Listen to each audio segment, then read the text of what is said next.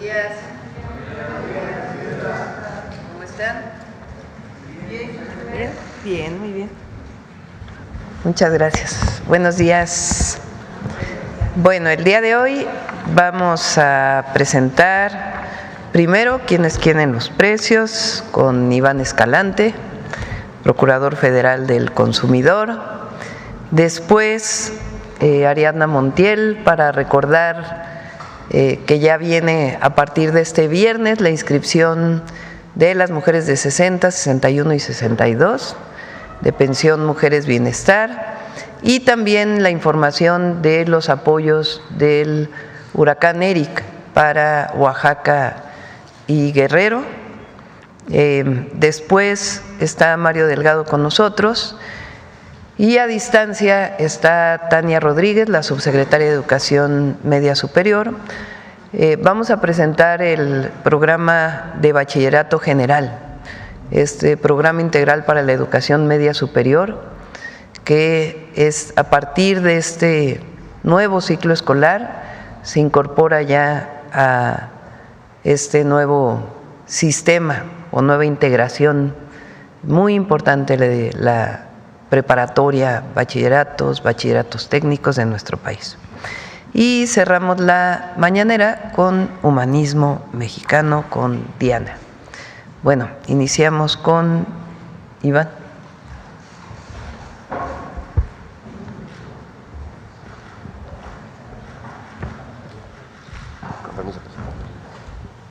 Muy buenos días a todas y a todos. Con su permiso, Presidenta, iniciamos quienes quieren los precios con la información del seguimiento de los artículos, productos de primera necesidad de esta canasta básica de 24 productos. Realizamos un monitoreo todas las semanas, recordar que no debe costar más de 910 pesos. En nuestro monitoreo, la más barata que encontramos, Chedraui Flores Magón en Cuernavaca, Morelos, 768 pesos con 10 centavos palomita.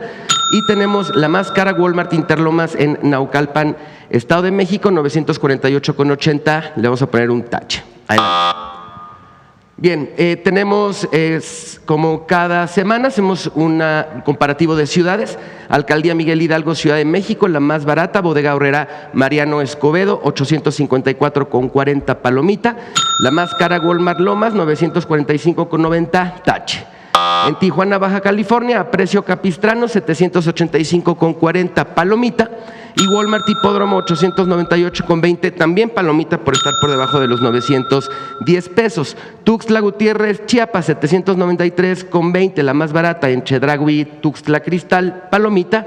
Y la más cara, Walmart Boulevard Belisario, 832,90, también palomita. Adelante. Bien, como hemos estado presentando, el precio promedio de cada uno de los productos que integran nuestra canasta básica y revisando el anuncio que realizó el INEGI con respecto a que el Índice Nacional de Precios al Consumidor, el precio del pollo tuvo una disminución, realizamos un monitoreo especial y detectamos que el kilogramo de pollo completo entero está en promedio 52 pesos con 4 centavos y aquí tenemos el precio promedio de cada una de las cadenas que firmaron el PASIC, esto con la finalidad de que todas y todos ustedes tengan la información para saber en dónde compran su pollo.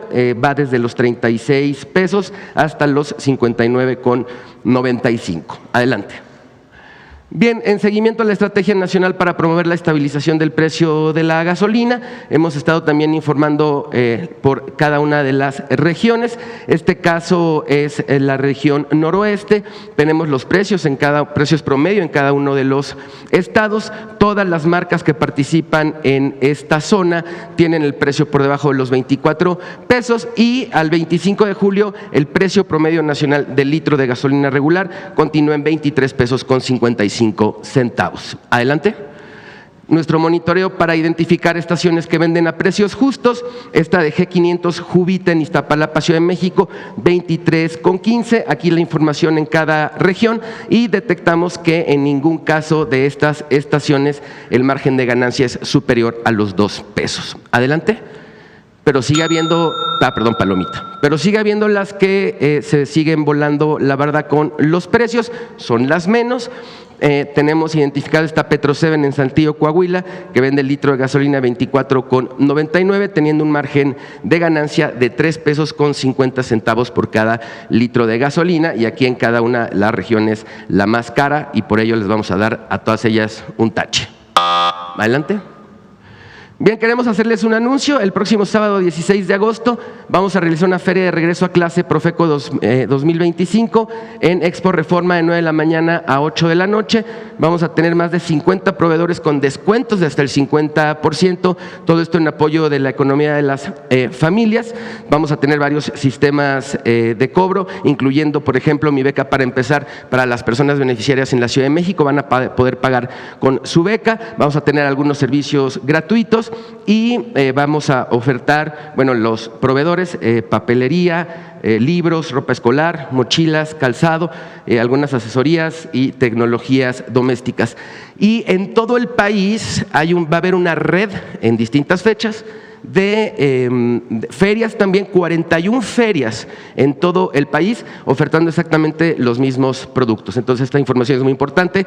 Los invitamos, sábado 16 de agosto, Expo Reforma. La entrada es completamente gratuita y tenemos descuentos hasta del 50% en todos estos materiales. Adelante. Finalizamos con nuestros consejos Profeco de la semana. 1, compara precios entre cadenas de supermercado, ya que al comprar pollo puedes ahorrar hasta 24 pesos por kilo, dependiendo del establecimiento en donde se adquiera. 2, el 16 de agosto estará la feria de regreso a clases en Expo Reforma. Visítala y ahorra al comprar a precios justos. Nuestras redes sociales, la página de internet y el número del consumidor. Muchas gracias, Presidenta. Ariadna. Buenos días, buen inicio de semana. Con su permiso, Presidenta, vamos a platicar de la pensión Mujeres Bienestar. Como lo informamos hace 8 días, va a iniciar el registro a partir del día viernes 1 de agosto. Adelante. Y esta pensión, hoy quiero comentar, es un reconocimiento al trabajo de todas las mujeres a lo largo de su vida. Nuestra presidenta ha sido muy enfática, que es reconocer este esfuerzo, principalmente del cuidado que debemos trabajar para que la cultura en la familia sea un trabajo común de la pareja, pero especialmente las mujeres han aportado desde esta lógica a que la familia sea la base de la sociedad en México, y como veremos esto nos hace muy distintos de otros países, así que a las mujeres tienen este reconocimiento que nuestra presidenta les otorga con esta pensión. Adelante. Y vamos a hablar de los números. Actualmente ya hay más de 1 millón de mujeres registradas en la pensión y la meta de registro en este mes de agosto es de 2.224.000 mujeres que son quienes tienen esta edad de 60 años a 64. Recordar que una vez que están inscritas, cuando cumplen la edad, pasan automáticamente a la pensión de adulto mayor sin ningún cambio de tarjeta, mantienen su mismo plástico que ya ha sido entregado. De tal manera que la meta es que esta pensión alcance un padrón de 3.2 millones de mujeres que reciban este apoyo. Adelante. Y recordarles que pueden consultar la página de la Secretaría de Bienestar para saber dónde están los módulos de registro. Va a haber uno en cada municipio y en el estado de Oaxaca serán 239 porque ahí son muchos municipios, y también vamos en coordinación con la Secretaría de las Mujeres a registrar en los centros libres que se han instalado para la atención de los derechos de las mujeres. Adelante. Y les recordamos aquí el calendario que inicia este próximo viernes, es por letra del primer apellido. Van a tener 4 o 5 días, dependiendo la letra, oportunidades para registrarse, y recordarles que los sábados pueden acudir a registrarse de todas las letras por si entre semana no pudieron acudir. Les trajimos un video de las mujeres que ya cuentan con esta pensión. Fui secretaria en mis años mozos y después fui comerciante independiente casi toda la vida y hace 6 años regresé al trabajo. Estoy recibiendo la pensión de Mujeres Bienestar. Hoy ya me siento más libre, más a gusto, ya puedo ir a hacer, por ejemplo, la despensa del mes y estar con esa tranquilidad, ¿no? Ya asegurando eso, los pagos básicos y la verdad que es una tranquilidad muy grande. Es para mí muy importante, ¿no? Yo la verdad muy agradecida porque creo que sí es justo. Yo le diría a la presidenta Claudia, pues le agradezco mucho primero por el ejemplo como mujer, creo que nos levanta mucho porque aunque yo sé que somos muy valiosas, no era reconocido. Hoy sí, hoy estamos en un plano de igualdad. Le agradezco mucho por ser quien es, por el ejemplo que nos da y por seguir luchando por las mujeres. Gobierno de México. Muchas gracias, Presidenta, por ser ejemplo para todas nosotras. Y vamos también a presentar el avance de la atención a los afectados del huracán Eric en los estados de Oaxaca y Guerrero. Adelante. La brigada que se desplazó de todos los estados de la República, integrada por servidores y servidoras de la Nación, atendió estos 2 estados en 274 brigadas con 1,348 compañeras y compañeros que estuvieron en el territorio. Adelante. Bueno, estas son algunas fotos del trabajo de los y las compañeras. Adelante. Y atendimos en el caso de Guerrero 6 municipios y en el caso de Oaxaca atendimos 13 municipios, parte de la costa chica de Guerrero y la zona de costa de Oaxaca, particularmente en Oaxaca, en la zona de Pinotepa Nacional y los alrededores, en Guerrero, pues la zona más afectada, Coajinicuilapa, Ometepec, San Nicolás, que está sobre la costa, también la parte cercana a Puerto Escondido, Villa Tututepec, donde está Chacagua y estas playas, que también se vieron afectados los locales, los hoteles. Y en Juchitán, en el municipio de Juchitán, en Oaxaca, que hubo el desbordamiento de un río a la par que entró el huracán. Adelante. Estas son algunas imágenes de cómo están las viviendas, cómo se han sido afectadas. Adelante. Y bueno, registramos a 59,519 viviendas, familias que ya recibieron sus apoyos. Concluimos el día de ayer con la entrega de estos pagos. La inversión para esta atención de estos afectados es de 2,028 millones de pesos. Adelante. Se le entregaron 8,000 pesos para la limpieza de la vivienda. Y en el caso de los daños de las viviendas, entre 10 y 40,000 pesos, dependiendo el daño. A los locales se les entregaron 30,000 pesos y para quien tuvo daño agrícola, 7,500 pesos, como es el programa de producción para el bienestar. Y en el caso de la afectación a la ganadería, entre 5,000 y 20,000 pesos, dependiendo el tipo del ganado. Es cuanto, Presidenta. Muchas gracias. Gracias. Mario. Con su permiso, Presidenta, buenos días.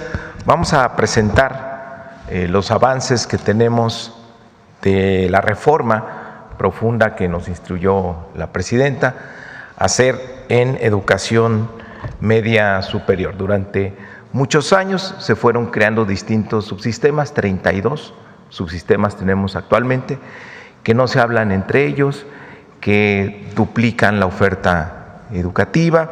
Y eso ha hecho que los jóvenes, puede ser una de las razones por cuales los jóvenes han perdido interés. Entonces, es de las máximas prioridades, educación media superior, es de los compromisos que tiene la Presidenta de la República y hoy vamos a presentar este programa que arranca, como ya se dijo aquí, a partir del siguiente ciclo escolar, la formación del Bachillerato Nacional. Voy a hacer yo una introducción y está Tania Rodríguez conectada por Zoom, la subsecretaria de Educación Media Superior, que va a dar más detalles. Primero, es el fortalecimiento de la educación media superior. por dos vías. La ampliación de la cobertura, faltan espacios. Hay jóvenes que se quedan sin lugar en una preparatoria. Tenemos un plan muy ambicioso de infraestructura. En sus compromisos, la presidenta se comprometió a tener 150 acciones que ampliaran los espacios. Para este año ya hay en construcción 88 acciones que ahora voy a describir. Y también no solo aumentar los lugares, sino mejorar la oferta educativa, que de acuerdo a la nueva escuela mexicana debe ser una educación humanística, integral y científica, que les dé habilidades para la vida, que forme ciudadanos críticos, participativos y comprometidos con su comunidad, con el medio ambiente y con su patria. Y que al mismo tiempo también tengan una formación técnica que les permita enfrentar los desafíos de la tecnología y también los cambios que está teniendo nuestra economía y puedan insertarse exitosamente en ella, así como fortalecer las trayectorias educativas que vayan a educación superior. Adelante, por favor. Bueno, son 37.500 nuevos lugares, hay 20 preparatorias nuevas que ya se están construyendo, ya se hicieron las licitaciones, ya lo habíamos presentado aquí. El secretario de Obras, la Secretaría de Obras tiene a cargo SICT, tiene a su cargo la construcción de estas preparatorias. También se están ampliando 33 bachilleratos que tienen mucha demanda, que tienen alumnos que no alcanzan lugar. Hay espacio, hay terreno, ahí se están construyendo aulas nuevas y talleres nuevos para tener más jóvenes estudiantes. Y también estamos reconvirtiendo 35 secundarias que no tenían turno vespertino, no tienen turno vespertino, pero que hay demanda por espacios en preparatoria. Entonces se está renovando toda la secundaria, pero además se están construyendo aulas nuevas y talleres nuevos para que por las tardes funcionen como preparatoria. Además, quiero recordar que la Escuela es Nuestra incorpora por primera vez a educación media superior.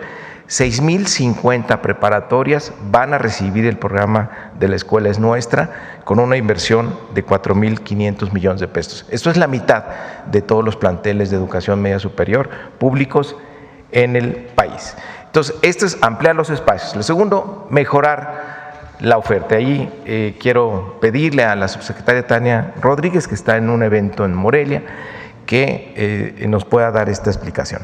Adelante, Tania. Hola, muy buenos días a todos y a todas. Presidenta, un gusto. Secretario, les vamos a contar la innovación que también estamos haciendo en términos curriculares y que permite la reorganización del sistema en su conjunto. Por primera vez tenemos un marco curricular común. ¿Qué significa eso? Un conjunto de materias que permite que todos los estudiantes en todas las escuelas públicas tomen materias similares. Ahora voy a hablar de ello. ¿Qué estamos haciendo? Si regresamos un poco a la presentación, por favor, a la lámina 4. Gracias. Otra más. Ahí. Estamos integrando.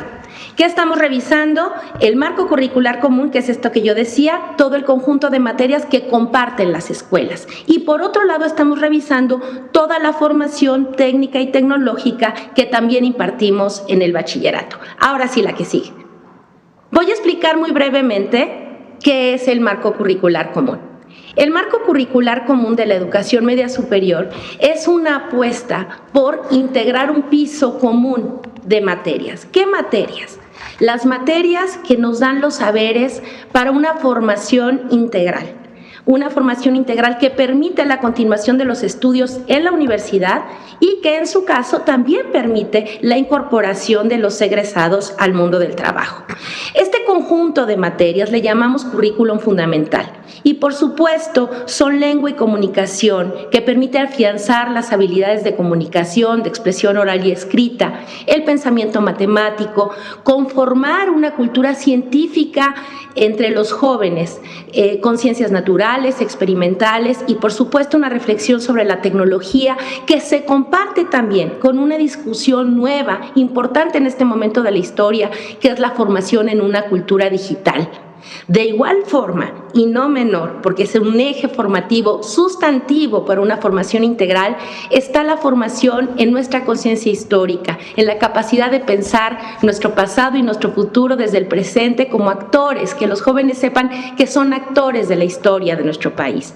También las ciencias sociales, el pensamiento filosófico y las humanidades, y, por supuesto, una formación básica y necesaria en el idioma inglés. Esta es la base que compartimos como eje de la formación en el Bachillerato Nacional.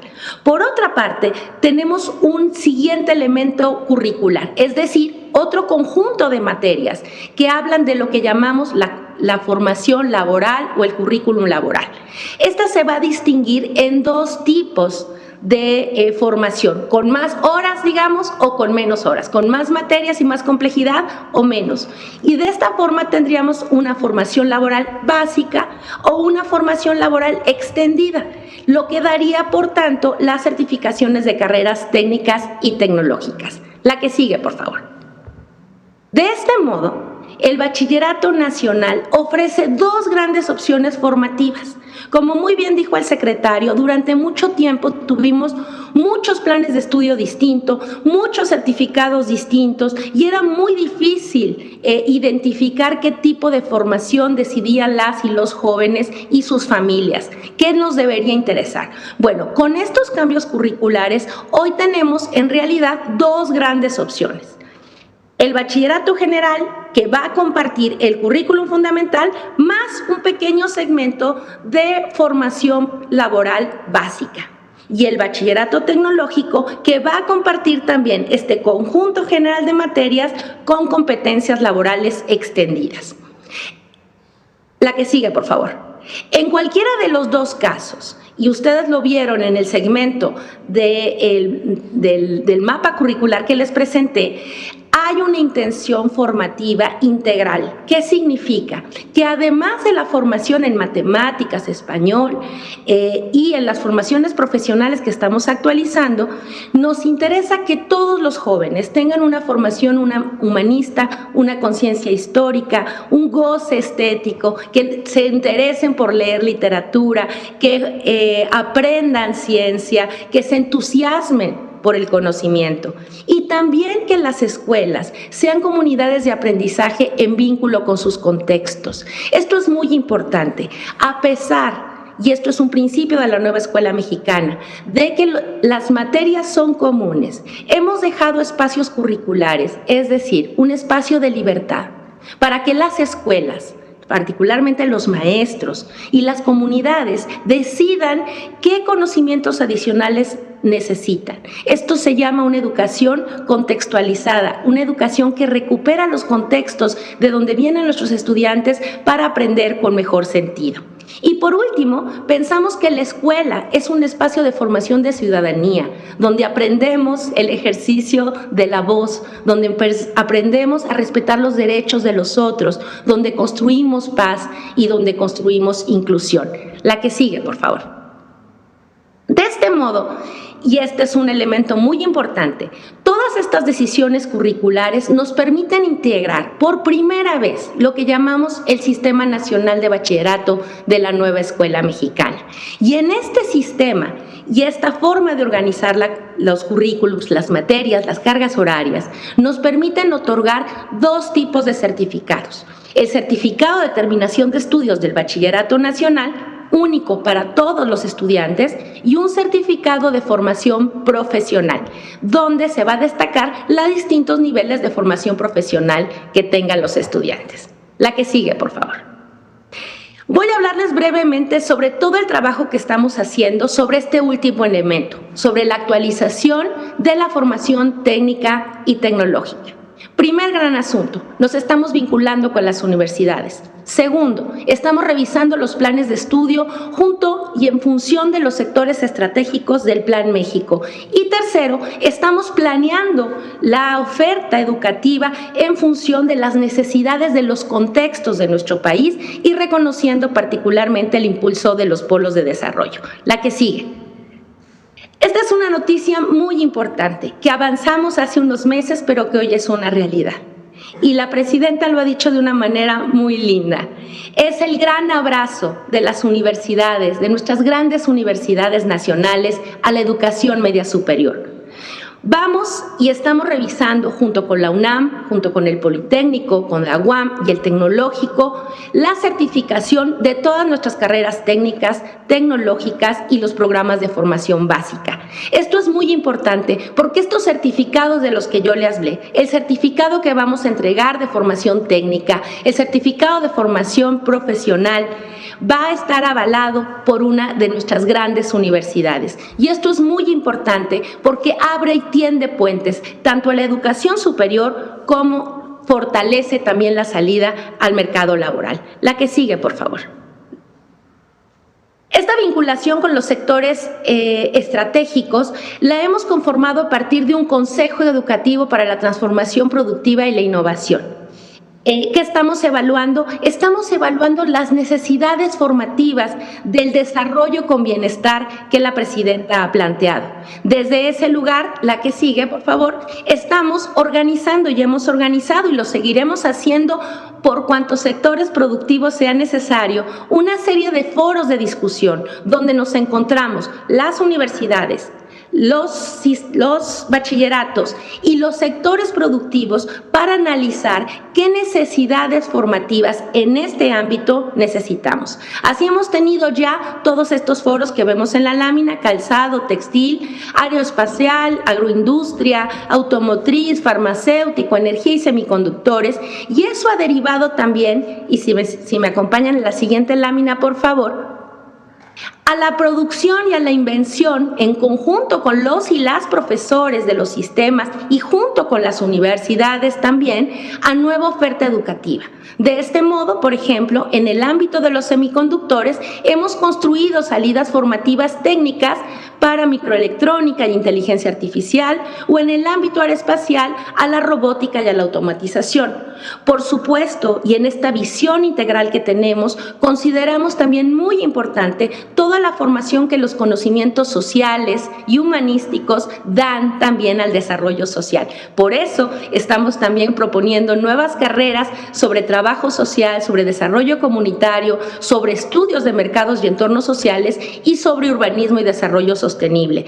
Todo ello forma un abanico de revisión integral de todos nuestros planes de estudios básicos y tecnológicos. La que sigue, por favor. De este modo tenemos un muy ambicioso también plan de apertura de nuevas ofertas educativas que van a estar en esas prepas de las cuales el secretario nos habló y que van a integrarse y sumar al conjunto adicional de todas las otras ofertas educativas. Así estamos abriendo carreras de ciberseguridad, de gestión e innovación turística, de inteligencia artificial, de electromovilidad, y el próximo año también estamos terminando todas esta inteligencia de negocios, nanotecnología, e-commerce, sistema de software embebido, que supone un ejercicio muy profundo de transformación de nuestras escuelas, de nuestros planes y programas de estudio, y que abonan a una formación integral de los y las jóvenes. Es cuanto, presidenta. Muchas gracias, secretario, y el Bachillerato Nacional contribuirá al cambio de la educación. Gracias, Tania. Bueno, nada más decir que no nos inventamos nosotros el marco curricular común. Viene de una consulta con las y los profesores. Ellos fueron los que determinaron, partiendo de una tesis de los jóvenes tienen que estar felices en la preparatoria, deben de tener ganas de irse, la tienen que pasar bien, como dice la presidenta, que se la pasen bien y que aprendan. Entonces tiene un balance diferente, como ya lo señaló Tania Rodríguez. Queremos retener a los jóvenes. Y por eso no solo se creó con la consulta a los profesores, también los estudiantes participaron. ya no lo mencionó Tania, pero convocó a una consulta entre los estudiantes de media superior y la verdad nos sorprendieron con los niveles de participación. ¿Qué quieren de su prepa? ¿Qué esperan de su preparatoria? ¿Qué les hace falta? ¿Qué no les gusta? Y toda esa información fue procesada para tener este marco curricular común. Y la importancia del Bachillerato Nacional de tener 2 certificados, uno que les va a permitir continuar con su trayectoria educativa hacia educación superior y el certificado técnico avalado por una institución de educación superior. Tiene 2 ventajas. Una, que si el joven decide pues quedarse hasta el bachillerato, va a llevar un certificado técnico avalado por una institución de educación superior que le da muchas posibilidades de encontrar un empleo bien remunerado. Pero además, como esas, ¿por qué da la certificación la institución de educación superior? Porque la currícula la desarrollamos con ellos. Entonces, ¿cuál es la gran ventaja aquí? Que el joven va a sentirse más motivado a irse a educación superior, porque tiene ya conocimientos y habilidades para estudiar esa carrera ya a otro nivel. Y para las instituciones de educación superior va a ser muy atractivo ese joven, porque la posibilidad que tenga de salir con éxito su carrera es mayor. Entonces es un gana-gana. Y lo último, lo de los polos y el Plan México. Ustedes van a poder poner el mapa de las vocaciones económicas de nuestro país y poner encima el mapa de la oferta curricular para que sean armónicas, para que los jóvenes estudien las carreras que tienen más posibilidad de tener empleo y a su vez nuestra economía se fortalezca teniendo más jóvenes preparados para los sectores estratégicos que están en el Plan México. De eso se trata este Bachillerato Nacional que arranca en el siguiente ciclo escolar. Estamos preparando un evento con la presidenta antes del 1 de septiembre, que será el banderazo de la primera generación del Bachillerato Nacional. También quisiera decir que es muy relevante, nos ha insistido la presidenta, en fortalecer las especialidades en humanidades. Estas son formaciones imprescindibles para acompañar procesos de cuidado del entorno y transformación de las comunidades, desde una perspectiva de sostenibilidad y derechos, como nos lo encomienda el humanismo mexicano.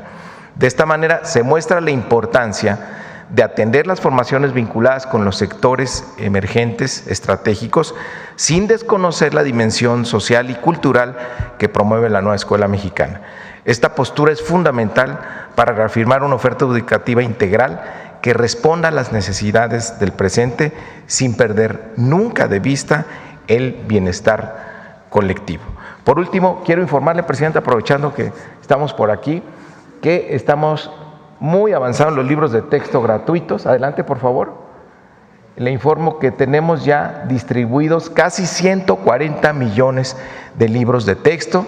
El 1 de septiembre que arranque el ciclo escolar van a estar todos los libros de texto en las escuelas. De preescolar estamos ya al 97.45%, primaria y secundaria ya estamos al 100%, ya están los libros en las entidades. Estamos todavía en el proceso de producción de estos libros especiales en braille y en macrotipos y están terminándose los de telesecundaria. Pero le informo, Presidenta, que vamos a arrancar el ciclo escolar con los libros de texto distribuidos en las aulas. Es cuanto. Gracias, Mario. Bueno, es una transformación muy profunda de las preparatorias, los tecnológicos, CONALEP, CECATI, CEBETIS, todas las instituciones de educación media superior. El objetivo primero es reconocer al estudiante, al joven, que el joven se sienta bien en su escuela, que sea incorporado por los profesores y por los propios estudiantes a un espacio comunitario que les permita desarrollarse. Muchas veces las preparatorias expulsan a los estudiantes. Entonces, es un espacio educativo que le da continuidad a la secundaria. salen de la secundaria, entran a la preparatoria, al bachillerato técnico, al bachillerato general y les da continuidad a lo que aprendieron en la secundaria, no está divorciado.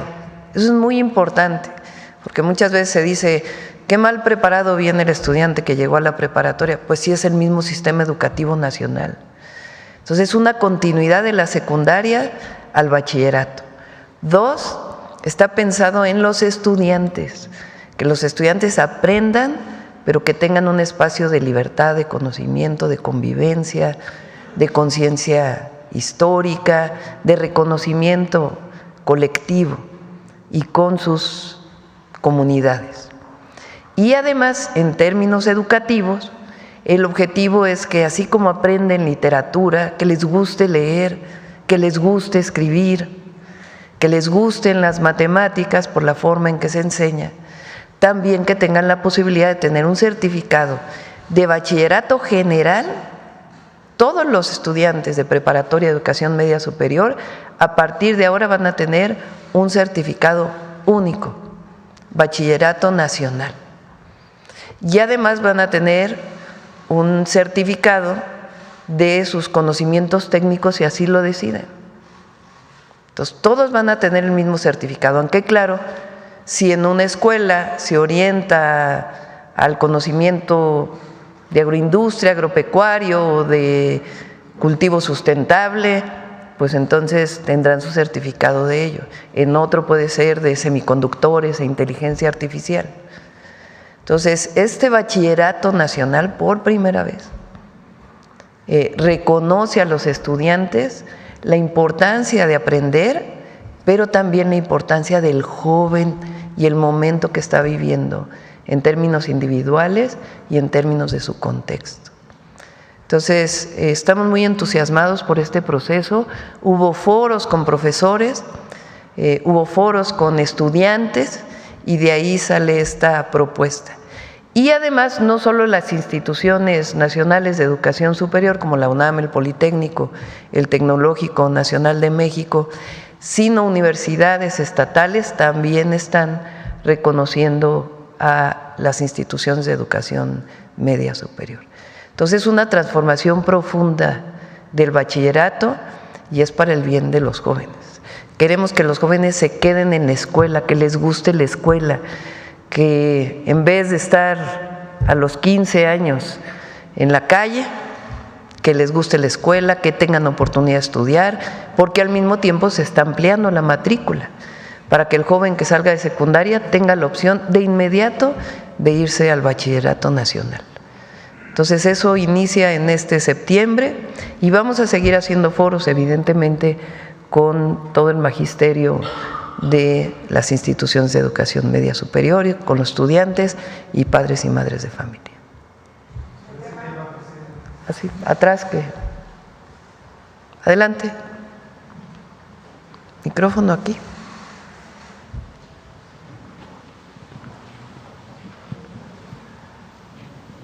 Sí, el compañero que el primero levantó la mano. Buenos días, Presidenta. Javier Pérez de HCTV Noticias. Secretario, invitados, buenos días. Con su venia, Presidenta. Pues preguntar sobre todo este plan que es integral y que definitivamente estaba reflexionando, llevará a nuestro país a ser una gran potencia económica, cultural, sobre todo educativa. Y mi pregunta sería para usted o para el secretario, ¿cómo prevén en los próximos años este impacto en la industria nacional, contemplando el Plan México? ¿Qué industrias serían las beneficiadas? ¿Hacia qué futuro nos estamos ahora sí que yendo? Y lo inmediato o a largo plazo, veo yo el tema también de los semiconductores, el tema del desarrollo de la infraestructura a nivel nacional, lo que es autos eléctricos, que ya está en vista, ¿no? el en línea, entre algunas otras cosas, ¿no? Transporte público, ingenieros pues diseñando vías alternas de transporte, la industria aeroespacial automotriz que busca mucho desarrollo, también las empresas mexicanas que están ahí un poquito rezagadas, también el tema del campo, hay escuelas que deberían de revivir, digo, si me permite, tomando en cuenta lo que acaba de decir la presidenta. Hace años, en el sexenio de Barrio Terrazas, desapareció la Escuela Superior de Agricultura Hermanos Escobar en Ciudad Juárez, que era un referente importante. Han desaparecido escuelas, por ejemplo, en Aguascalientes de agricultura y de pesca también. Entonces, concretamente, si me permitiera el secretario, el plan hacia un futuro en nuestro país, el impacto que tendría económico y el avance ante otras naciones también competir. Como referente, mencionar que México pues exporta talentos o trabajan talentos a nivel mundial con empresas grandísimas y está al nivel de Taiwán en software y hardware. Entonces, el impacto que tiene para nuestro país a mediano y largo plazo. La transformación de la educación media superior que estamos haciendo, primero, porque no solamente tiene que ver con incorporar nuevos saberes que tienen su vínculo con el Plan México. Es importante que el plan para el bachillerato nacional está pensado en los jóvenes, porque así como es importante vehículos eléctricos, semiconductores, inteligencia artificial, también queremos que siga habiendo en nuestro país filósofos, historiadores. Queremos que haya todo el desarrollo humanístico, cultural, artístico. Es decir, no solamente es la parte tecnológica. México tiene grandes historiadores, filósofos, y queremos que siga formándose jóvenes también para el humanismo. Entonces, es reconocer al joven de 15 a 18 años en toda su formación y que la educación sea un espacio de aprendizaje social y de aprendizaje en términos de saberes, de todos los saberes. Porque no solamente es la parte tecnológica, porque se desarrolló durante mucho tiempo la parte tecnológica, no bien desarrollada, pero no solo es eso, tiene que ver con una formación integral del joven. Ahora, estamos incorporando a lo que son los CONALEPs, los CEBETIS, los CEBETAS, etcétera, nuevos saberes y nuevos conocimientos, como por ejemplo semiconductores. ¿A qué van a estar vinculados? Pues a este nuevo taller de diseño de semiconductores que estamos desarrollando junto con el CINVESTAB y otras instituciones de educación superior. En el caso de vehículos eléctricos, pues tiene que estar vinculado con el desarrollo del vehículo línea. Entonces, sí, la parte tecnológica va a estar vinculada con la educación superior y el desarrollo tecnológico y científico de nuestro país. Pero no olvidemos la parte de humanidades y artística, que es igual de importante. Y tomando en cuenta todo esto, Presidenta, va a haber muchísimos talentos que van a salir, sin embargo, en nuestro país necesitan un apoyo que sería el colocarlos automáticamente en empresas mexicanas. Si tomamos en cuenta el desarrollo de nuestro país, el Plan México, se prevé todo esto para que no queden ahí volando algunos estudiantes y que quieran trabajar de manera inmediata y poner en práctica su conocimiento. Pues por eso están vinculados al Plan México, con los polos económicos de desarrollo para el bienestar y en general la inversión que estamos procurando en el país. No solo inversión extranjera directa, sino también la inversión que se va a generar a partir del impulso del mercado interno, que es lo que estamos planteando.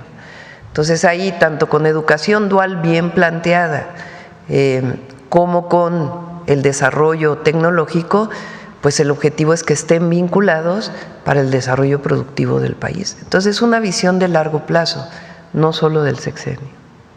Última pregunta, Presidenta, si me permite, a Profeco. si podría preguntar.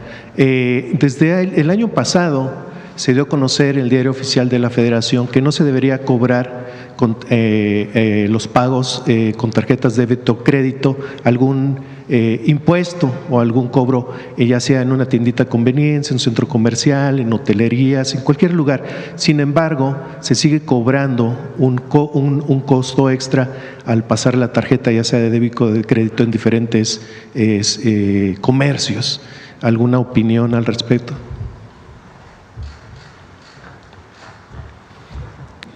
Claro que sí, muchas gracias. Sí, efectivamente es ilegal cobrar este tipo de comisiones, porque la comisión que le cobra el banco al establecimiento la tendría que estar asumiendo el establecimiento, no el consumidor. Entonces está determinado en la Ley Federal de Protección al Consumidor.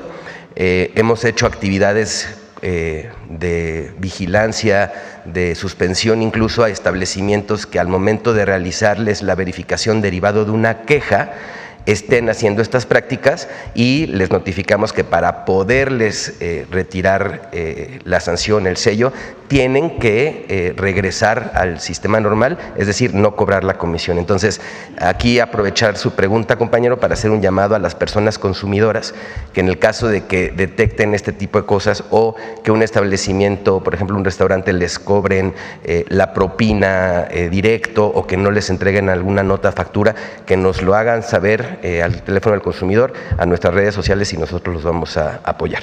Sí, porque los dueños de establecimientos, ellos mismos se quejan de que los bancos o quienes les rentan la terminal, no voy a decir marcas ni nada, pero hay varias que les están cobrando a ellos obligatoriamente en cuanto pasa la tarjeta este excedente. Efectivamente hay un cobro del banco al establecimiento, pero ese costo lo tiene que asumir el establecimiento y no ser trasladado a la persona consumidora.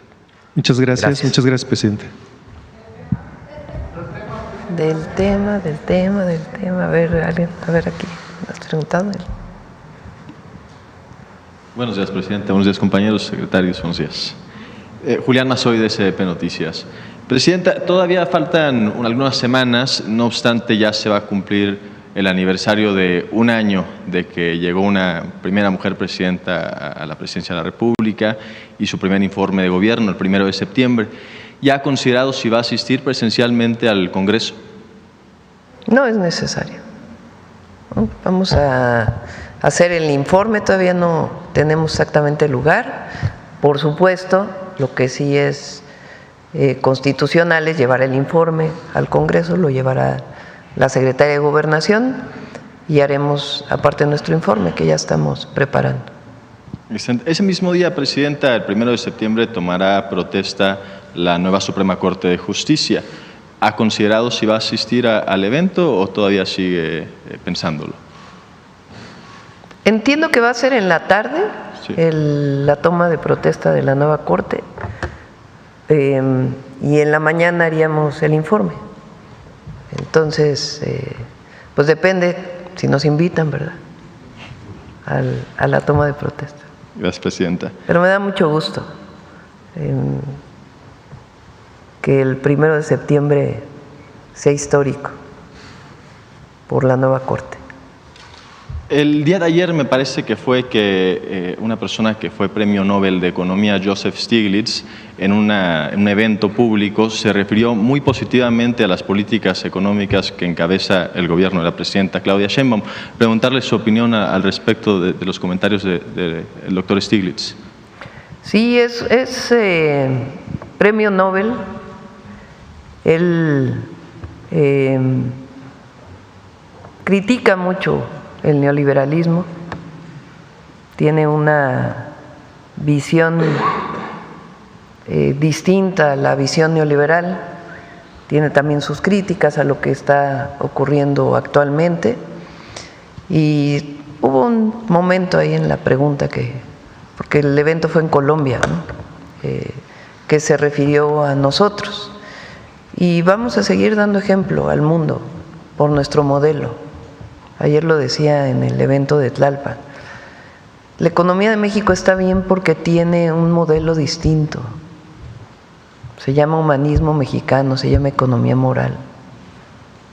y tiene una base que es por el bien de todos, primero los pobres. Y vamos a seguir trabajando en ese marco, no solamente porque es justicia social, sino porque ha dado resultados. Y esto fortalecido con el Plan México, que también tiene esa orientación, y además de fortalecimiento de nuestro mercado interno, nos va a ir bien al país. Presidenta, recientemente, hace unas semanas, el Partido Acción Nacional llevó a cabo la renovación de este instituto que tiene interno, Acción Juvenil. Y en este sentido, yo lo he escuchado a usted muchas veces hacer alguna serie de recomendaciones o consejos a las juventudes en general y durante la campaña a las juventudes de izquierda. Pero ahora me da curiosidad pedirle a usted un consejo para aquellos jóvenes que militan en la derecha o ya en las derechas de ultra más radicales, un poco pensar cómo usted entiende la responsabilidad que también tienen estos jóvenes. Me estoy acordando de un tuit que subió Fox. Fíjense la derecha mexicana en qué está. Lo voy a poner. Porque es importante que los jóvenes vean esto. O sea, un expresidente de México diciendo mentiras, inventando que el presidente López Obrador vuela toda la semana. ¿Cómo dice? A ver, ponlo. Los vuelos secretos de López Obrador, que vuela todas las semanas. Es un expresidente de la derecha mexicana. Entonces saca una publicación en X, ¿verdad? Ya no es tweet, en X, inventando. Decía Monsiváis, y lo repetía López Obrador, que ¿cómo es esa frase? ¿Cómo es la frase de Monsiváis? La hipocresía. ¿La hipocresía es la virtud de la derecha? No, la virtud no. ¿Cómo es? Ni la ideología. A ver, ¿cómo es? A ver, se los dejo de tarea. La hipocresía. Los jóvenes, la doctrina de la derecha.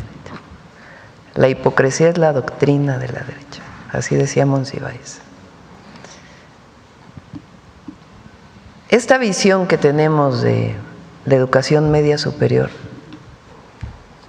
tiene que ver con el reconocimiento de los jóvenes de su entorno, la generosidad, la fraternidad, la solidaridad, el apoyo mutuo. Está muy vinculado a nuestra cultura, que viene principalmente de los pueblos originarios.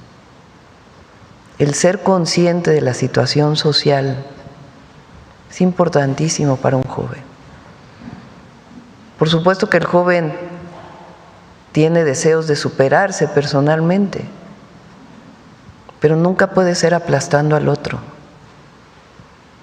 nunca puede ser por encima de los otros, de las otras, de los otros. Esta idea meritocrática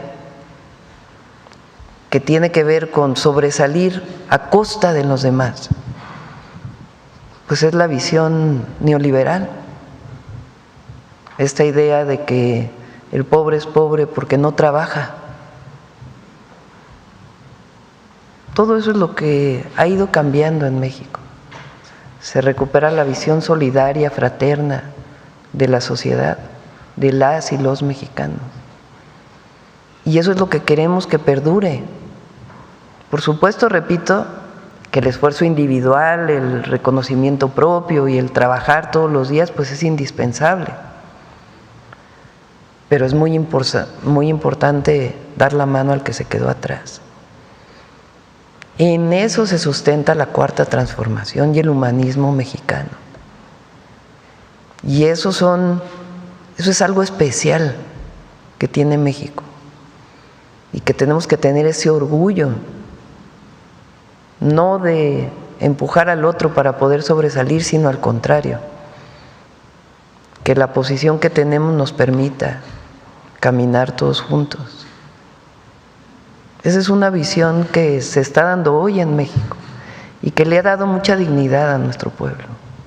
Por eso decía yo el sábado en el evento que la Cuarta Transformación no solamente es un proyecto político, económico, es un proyecto de dignidad. Y las y los jóvenes tienen que pensar en eso.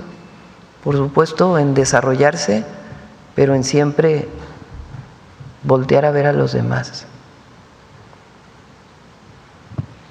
Presidenta, en este mismo sentido de las juventudes de ultraderecha, he escuchado yo un nuevo concepto por parte de las neoderechas, pues, que tiene que ver con batalla o guerra cultural.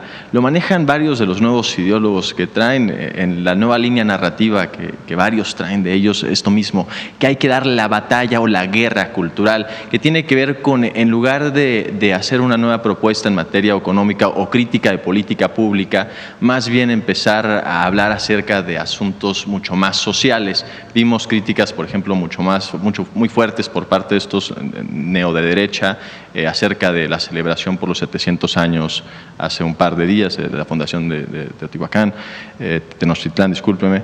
Y esto mismo se ha repetido en una plataforma más quizás de dar el combate en términos de derechos adquiridos de minorías, etcétera. Un poco preguntarle a la referente de la izquierda en el país, la presidenta de México, qué significa para ella este nuevo concepto de la batalla cultural que traen. Bueno, habría que ver en qué contexto se dan, ¿no? La construcción, lo que está ocurriendo en México es algo muy especial. Y por eso hoy la derecha mexicana no tiene mucho reconocimiento en el país. Primero, por los 36 años de neoliberalismo y a dónde nos llevaron. Pero segundo, porque se basa en la discriminación, todo ese periodo neoliberal, la idea de el mercado como la máxima, eso cambió ya en México. Y el reconocernos en nuestra historia y en la grandeza de las naciones, pueblos, civilizaciones que existieron en nuestro territorio antes de la llegada de los españoles, es algo importantísimo. Porque durante años se quiso despreciar al indígena. Y nosotros es todo lo contrario. Es el reconocimiento y el orgullo nacional de dónde venimos. Porque no importa si venimos de un origen ancestral indígena, si llegamos a México y nos hicimos mexicanos hace 10 años, todos tenemos la responsabilidad de reconocer la grandeza de los pueblos originarios, de entonces y de ahora, porque de ahí venimos como mexicanos. Y sí, por supuesto que hay una historia, por eso son los dos fundamentos del humanismo mexicano, es la grandeza cultural y también la historia patria del México independiente. No cualquier nación tiene un Miguel Hidalgo y Costilla, que no solamente gritó por la independencia, sino por la justicia. Los sentimientos de la nación de Morelos es algo extraordinario. No cualquiera tiene una Leona Vicario, una Josefa Ortiz. La reforma en México fue algo muy profundo. Incluso los liberales mexicanos hay que rescatarlos y reivindicarlos. La revolución, eso es lo que nos debe hacer sentir orgullosos. Y por supuesto que estamos abiertos al mundo y tenemos que mirar lugares donde tienen grandes experiencias. Pero el orgullo nacional y el orgullo de dónde venimos es algo que tenemos que seguir reconociendo. Y eso es lo que la derecha no puede, porque la derecha no reivindica a Juárez, la derecha no reivindica ni a Carranza, la derecha no reivindica a Villa, Zapata, la derecha no reivindica a Lázaro Cárdenas, la derecha no reivindica ni a Guadalupe Victoria, la derecha reivindica a Miramón, que fue a pedir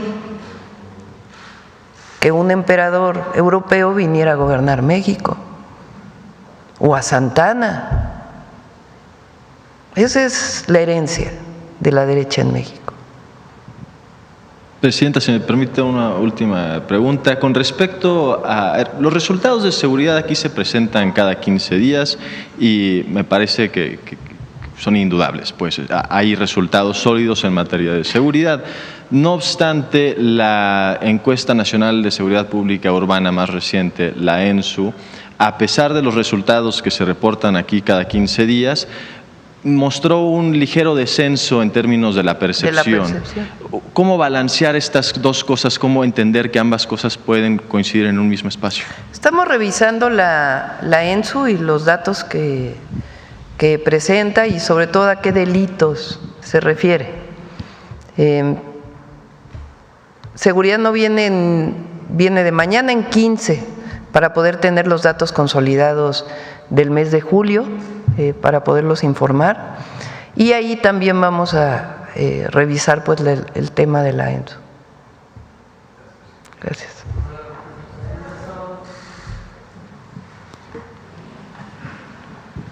Gracias. Buenos días, Luis Piña, de los Reporteros MX. Presidenta, hace un momento que estaba reflexionando sobre la representación del sábado, se me viene mucho a la cabeza también lo que decía Enrique Dussel, en el que afirmaba que el desprecio hacia el indígena proviene del hecho de que representa el fracaso del occidentalismo y del neoliberalismo. Como usted también lo comentaba, con la llegada de la Cuarta Transformación se ha hecho mucho en el sentido de posicionar las culturas indígenas y en ese sentido, ¿usted considera que México puede convertirse en un referente internacional en esta nueva forma de resistencia y preservación cultural de los pueblos originarios y de América Latina?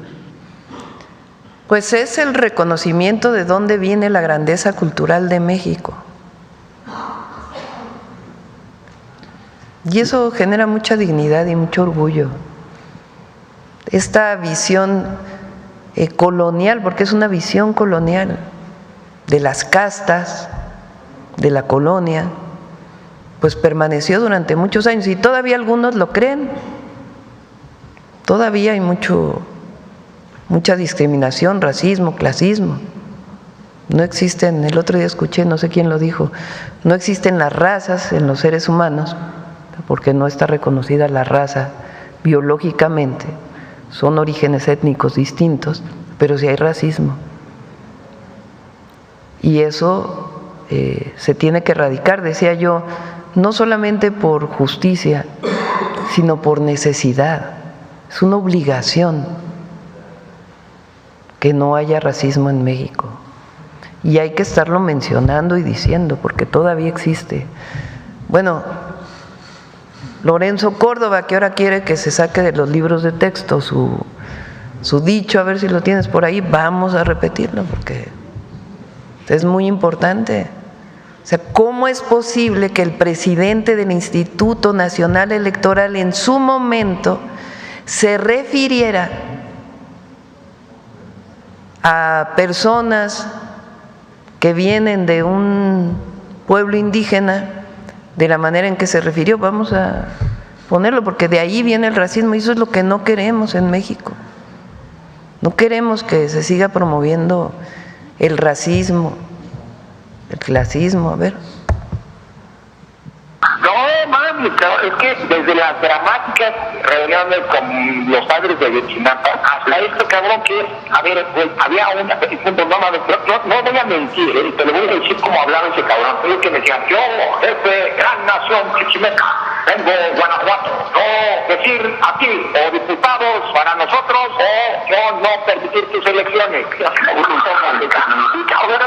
Cuando te estoy diciendo que no va a decir, es que este güey, yo no sé si sea cierto que hable así, cabrón, pero no mames, dio mucho llanero solitario, cabrón, con eso de toro, cabrón, no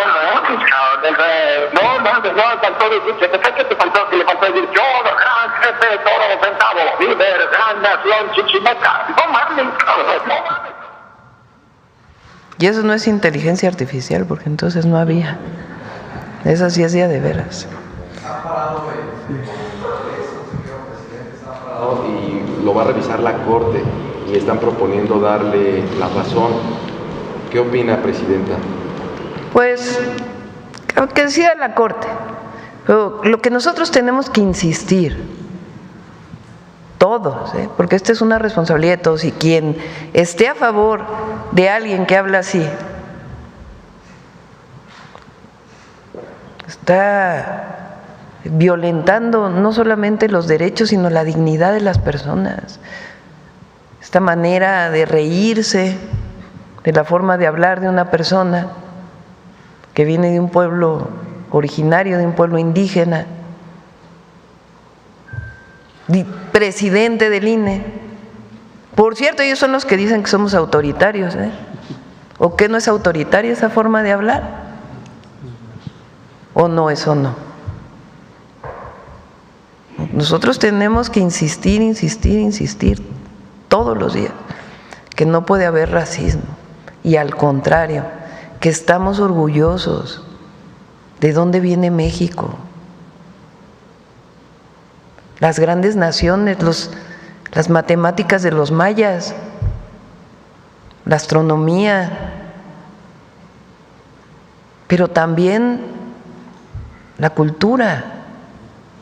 Entonces no es, además de que las civilizaciones de entonces y ahora no, también de los mayas de hoy, de los mexicas de hoy, de quien habla náhuatl. Hay que estar orgullosos, reconocerlo y promoverlo. Eso nos da mucha dignidad como patria, como país. Muy bien. Viene por darle el amparo para que todos los libros, para que la SEP detenga la distribución de los libros y también ordenar que se reediten para eliminar esta mención. Pues vamos a ver qué dice la Corte. Pero lo cierto es que incluso aunque la Corte decidiera, lo vamos a seguir mencionando, porque hay cosas que no podemos olvidar, porque significa reivindicar lo que somos y decir eso no queremos esta manera en México de dirigirse hacia un pueblo originario. Y hay libertad, hay libertad de expresión, no es que se vaya a censurar a las personas por hablar lo que quieran decir o a los medios, no.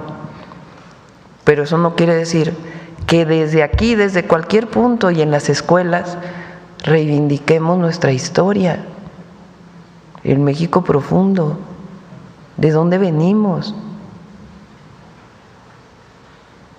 Presidenta, cambiando de tema y hablando también de orgullo nacional, este fin de semana clavadistas mexicanos lograron 2 platas en el Mundial. Sí, por ahí tenemos Singapur. Preparado ¿ya lo tienes? Es correcto. ¿Cuál es su opinión respecto a esto y también cómo van los preparativos felicidades, para el Mundial? Ponen muy orgullosos también. A ver, pon el video, lo íbamos a poner al final, pero de una vez.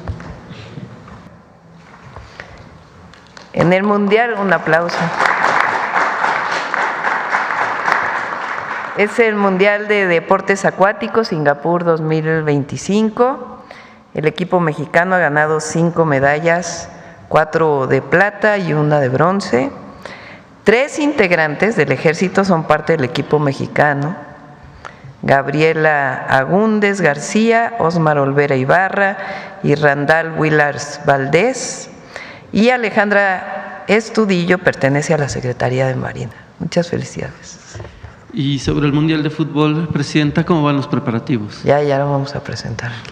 Ya vamos. Bueno, cambiando de Estamos tema. en las últimas. Cambiando de tema, Presidenta, muchas gracias. En los Reporteros MX publicamos recientemente un reportaje sobre una investigación de la Unidad de Inteligencia Financiera que involucra al empresario Ricardo Salinas Pliego sobre un triángulo de lavado de dinero en el cual, pues, podemos decirlo, blanqueaba a Luis Cárdenas Palomino y Gerardo García Luna a través de Arrendador Azteca y Nueva Electra.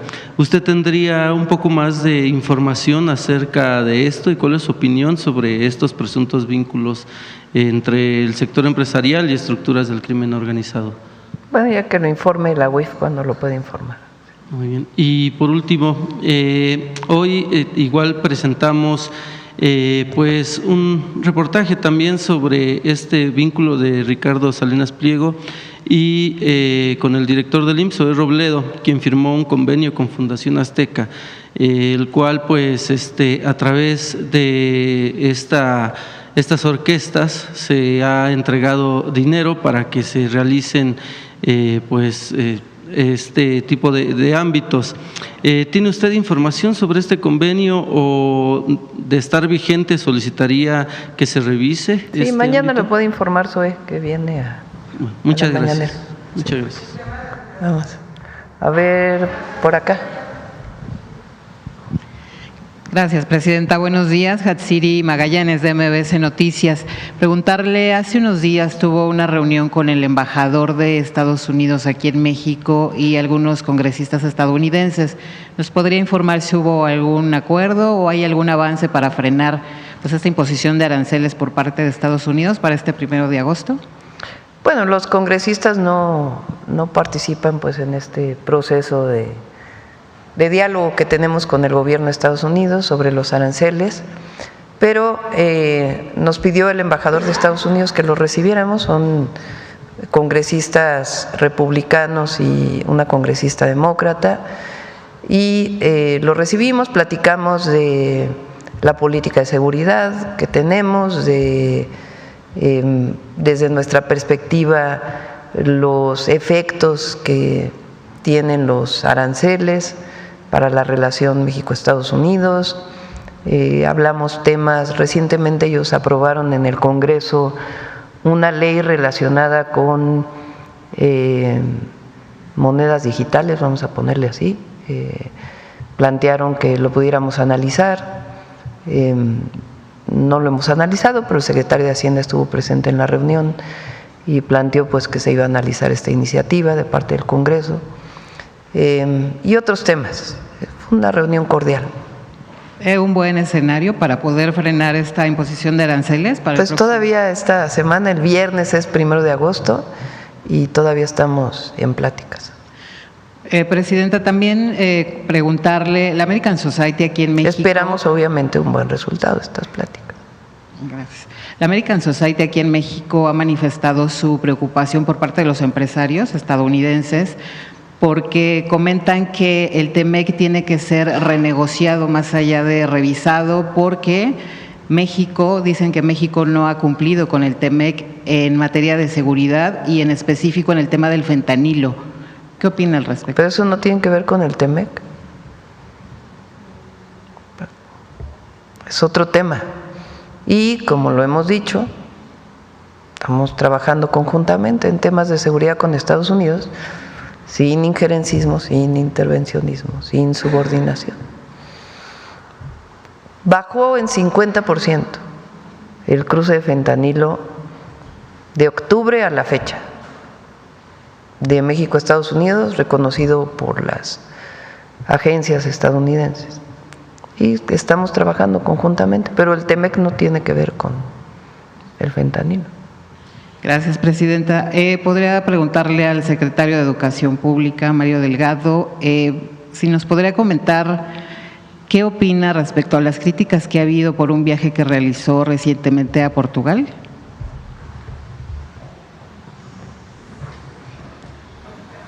Sí, efectivamente salí unos días con mis propios recursos y sin descuidar mis responsabilidades.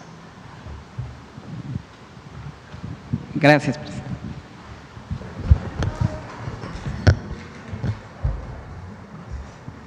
Gracias, doctora. Buenos días. Eduardo Ortega, del periódico El Financiero. Yo quiero regresar al tema de Estados Unidos. El fin de semana, el secretario de Comercio de Estados Unidos dijo que no habrá prórrogas ni periodo de gracia en aranceles que entren en vigor el viernes próximo. Usted mencionaba que todavía no hay un acuerdo. ¿Qué es lo que detiene que se pueda llegar a un acuerdo con Estados Unidos? Seguimos platicando con ellos. Bueno, hay un acuerdo que firmaron con Japón, con la Unión Europea ayer, con otros países, y nosotros esperamos un acuerdo esta semana. Entonces, lo vamos a seguir informando. Pero digamos, ¿eso usted estaría cierta de eso o qué es lo que detiene este acuerdo? Pues son las pláticas que estamos teniendo. Obviamente, pues Estados Unidos tiene su posición, nosotros nuestra posición, pero creemos que vamos a llegar a un acuerdo. Claro. Doctora, hay versiones, sobre todo en columnas, que hablan de que hay presiones del gobierno de Estados Unidos a su gobierno para entregar a presuntos peces gordos de la narcopolítica en México. O sea, yo le quiero preguntar a usted si esto es verdad o no. Absolutamente falso, de toda falsedad. Es esta pretensión de algunos columnistas de querer dar la idea, que además, increíble, cuáles son sus fuentes, de querer dar a conocer de que ellos tienen muchos contactos y que tienen información privilegiada. Nada más que sus contactos y su información privilegiada pues no tiene ninguna información privilegiada, porque es absolutamente falso. Primero porque nosotros no aceptamos injerencismo. Primero, hay convenios, colaboración relacionada con personas que tienen dentro del convenio de extradiciones. Recientemente el Consejo de Seguridad hizo un envío de personas a Estados Unidos, 29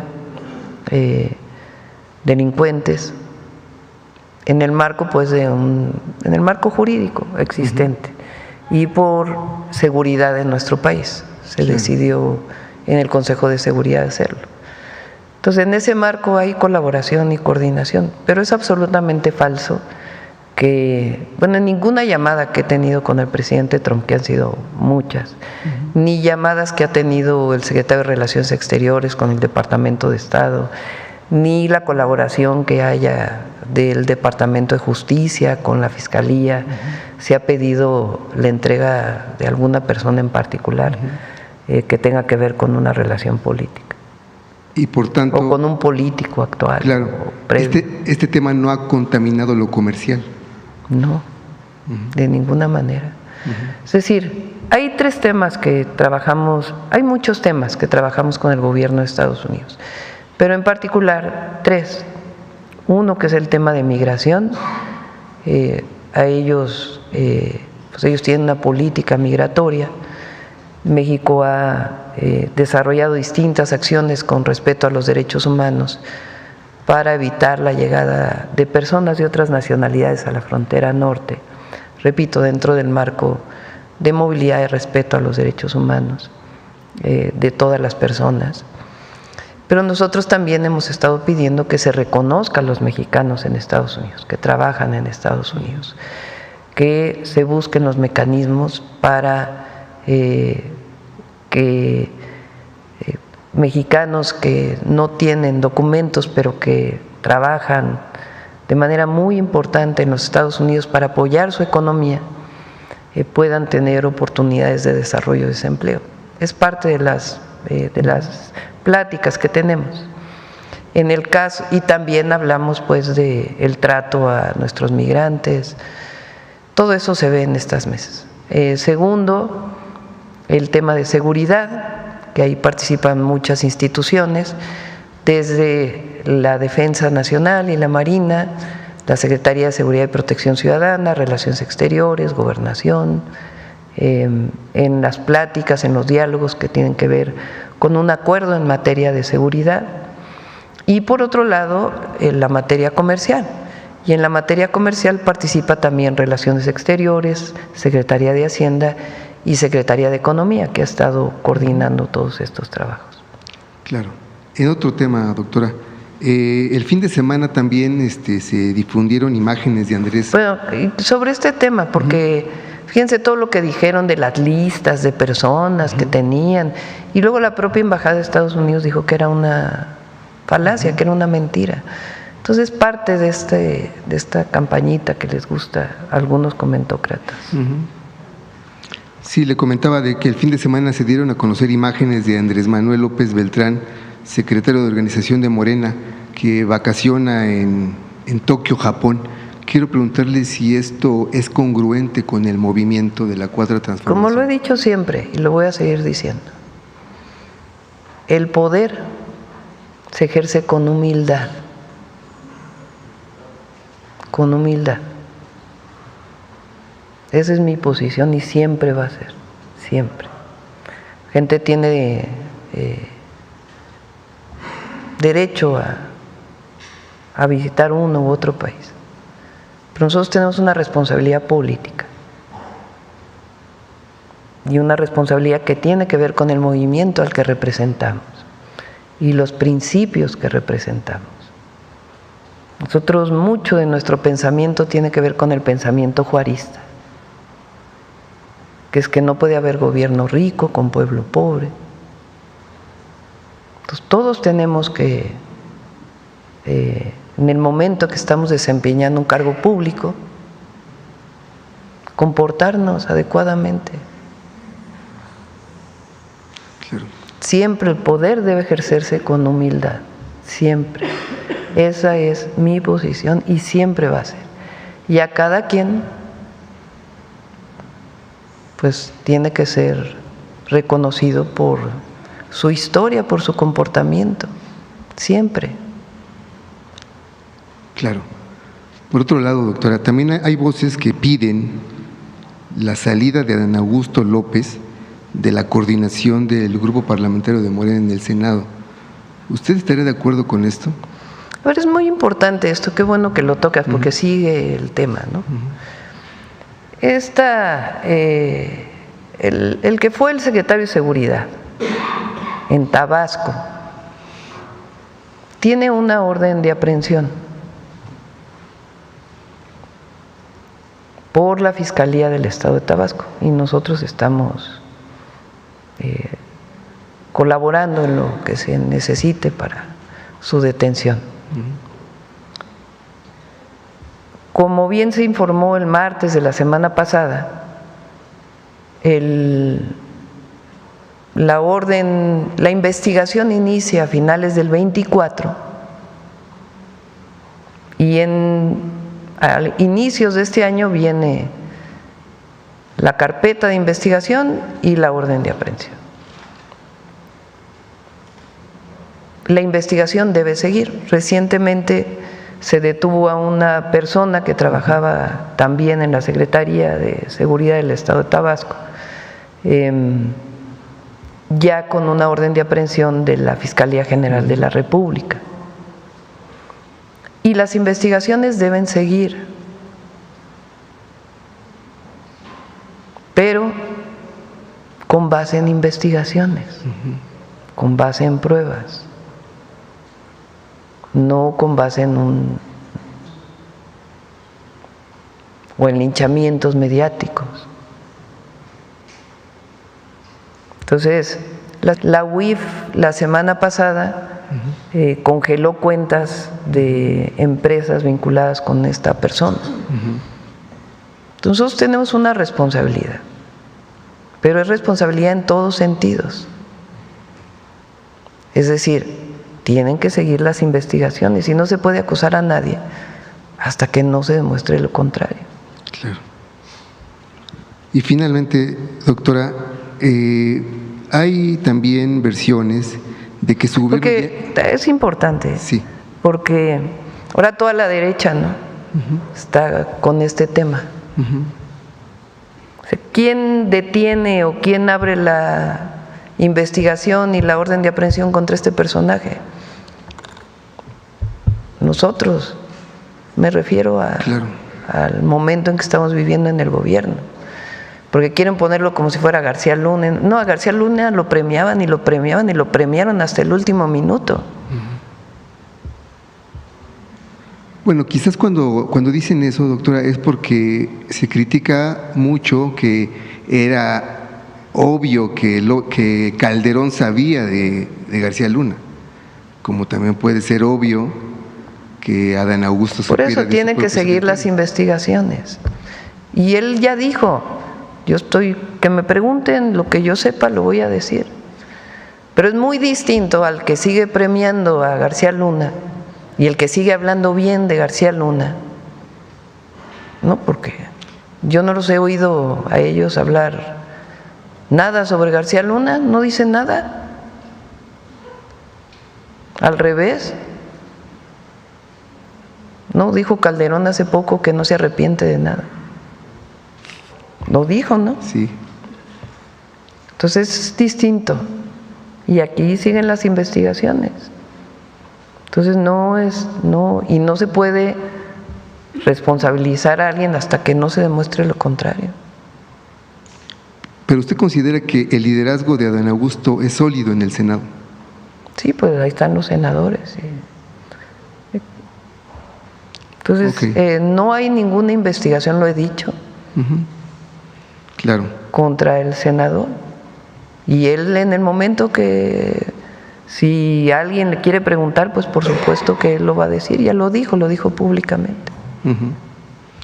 Y finalmente, doctora, también hay muchas versiones de que su gobierno ya enfrenta una crisis fiscal ya. Incluso mencionan que que ya no hay ni para pagar los salarios en muchas dependencias de gobierno. ¿Esto es así? Claro que no. Pregunto. A ver, por ahí están los datos económicos, ¿no? Nada más pone una crisis, si hubiera una crisis de recursos, de caja, de liquidez, no estaría el dólar como está, el peso, perdón, frente al dólar como está. Entonces, no. Está muy bien, las finanzas públicas están muy bien. A ver, pon la recaudación de este año. Lo que está pasando en los medios públicos no tiene nada que ver con esto. No, a ver, estamos revisando lo de los medios públicos, les voy a explicar por qué. Prácticamente todos los contratos de los medios públicos trabajan por honorarios. Se llama está tipificado, está catalogado catalogado, más bien es la palabra, en el presupuesto público por capítulos. El presupuesto público tiene capítulos. El capítulo 1000 son todo el personal que está contratado por el gobierno y que tiene prestaciones sociales. Puede haber todas las prestaciones sociales como personal de base o puede haber algunas prestaciones que no se tengan porque hay honorarios asimilados a salario que se pagan por capítulo 1000 o puede haber personal de confianza, como la presidenta, me pagan por el capítulo 1000. Entonces, los salarios son capítulo 1000. Hay otros capítulos, el 2000, que es para compras de distinto tipo, el 3000, que es para honorarios, el 4000, que es para ayudas, el 5000, que es para inversión, el 6000, que es para inversión también, en fin. La mayoría de las personas que están contratadas por los medios públicos cobran por honorarios, desde hace muchísimo tiempo. Entonces, incluso estamos revisando, porque hay personas que llevan muchísimo tiempo trabajando y no tienen prestaciones sociales trabajando en los medios públicos. Entonces, estamos revisando la manera en que se contratan los medios públicos. El retraso que ocurrió en Canal 11 en particular tuvo que ver con la forma en que están contratadas y todos los trámites que se tienen que hacer para el pago. Entonces, hay recursos, hay todo lo que hubo es un retraso en la parte burocrática, digamos. Estamos revisando para que no pueda haber este retraso, pero también estamos revisando la manera de fortalecer a los medios públicos, pues para que la gente que trabaja en medios públicos pueda tener pues una mejor condición laboral también y se fortalezca con ello. ¿Para cuándo entonces estarán estos salarios de esos trabajadores, Presidenta? Porque todo el mes de julio pues ya parece que no. No, ya se resuelve lo del pago a ellos, eso hay recursos, hay todo, lo que hubo fue un retraso en la parte administrativa y se les va a pagar porque se les tiene que pagar. Estamos revisando para que no vuelva a haber este retraso, pero además estamos revisando pues todo lo que tiene que ver con los recursos públicos a los medios públicos y la contratación de todos aquellos que trabajan en los medios públicos para que sea de una mejor manera. Pero aún no hay una fecha. No, sí, a ver, pregúntale a Berta Gómez cuándo se va a pagar a los compañeros, porque el viernes me informaron que ya… A los de Canal 11 mañana, me dice Mari. Gracias. Muchas gracias, doctora. Gracias. Sí. Recaudación, mira. Es récord. A julio del 2025,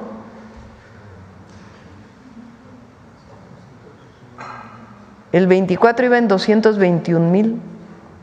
Nosotros vamos en 429,000.